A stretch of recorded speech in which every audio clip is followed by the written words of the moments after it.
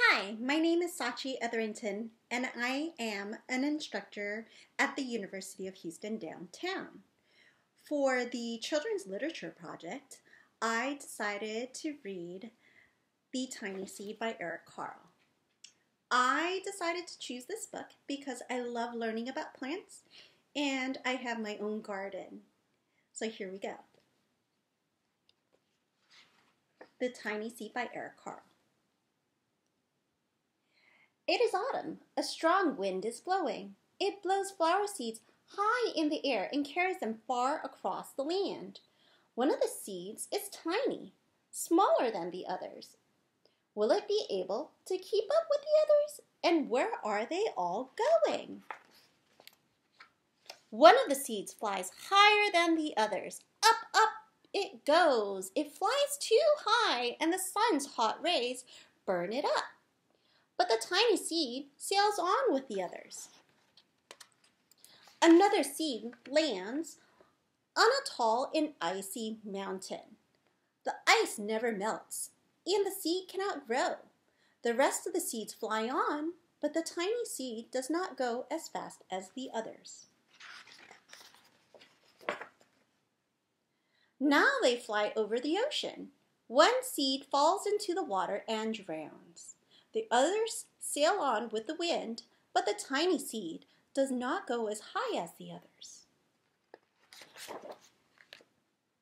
One seed drifts down onto the desert. It is hot and dry, and the seeds cannot grow. Now the tiny seed is flying very low, but the wind pushes it on with the others. Finally, the wind stops, and the seeds fall gently down on the ground. A bird comes by and eats one seed. The tiny seed is not eaten. It is so small that the bird does not see it.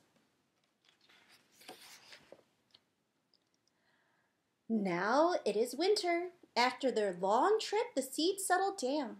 They look just as if they are all going to sleep in the earth.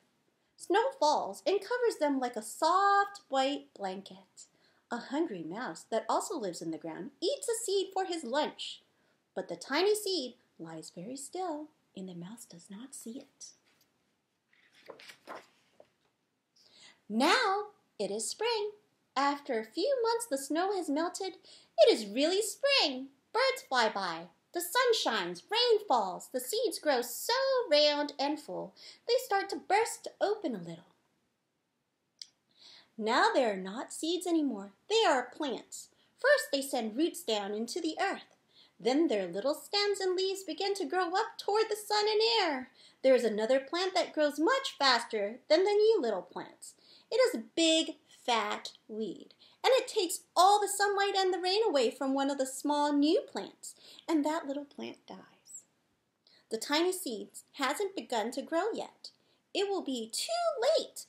Hurry! But finally, it too starts to grow into a plant. The warm weather also brings the children out to play. They too have been waiting for the sun in springtime. One child doesn't see the plant as he runs along, and oh, he breaks one. Now it cannot grow anymore. The tiny plant that grew from the tiny seed is growing fast, but its neighbors grow even faster. Before the tiny plant has 3 leaves, the other plants have 7. And look, a bud, and now even a flower. But what is happening? First there are footsteps. Then a shadow looms over them. Then a hand reaches down and breaks off the flower. A boy has picked the flower to give to a friend.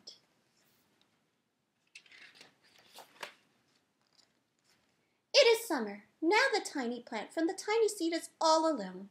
It grows on and on. It doesn't stop. The sun shines on it and the rain waters it. It has many leaves. It grows taller and taller. It is taller than the people. It is taller than the trees. It is taller than the houses. And now a flower grows on it. People come from far and near to look at this flower. It is the tallest flower they have ever seen. It is a giant flower.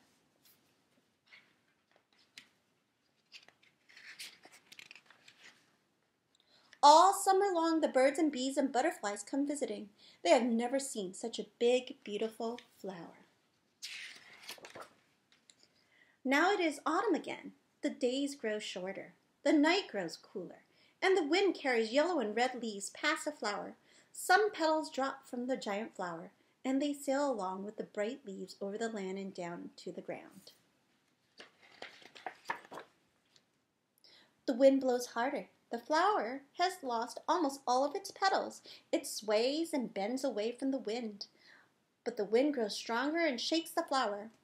Once more, the wind shakes the flower, and this time the flower seed pods open. Out come many tiny seeds that quickly sail away on the wind. The end.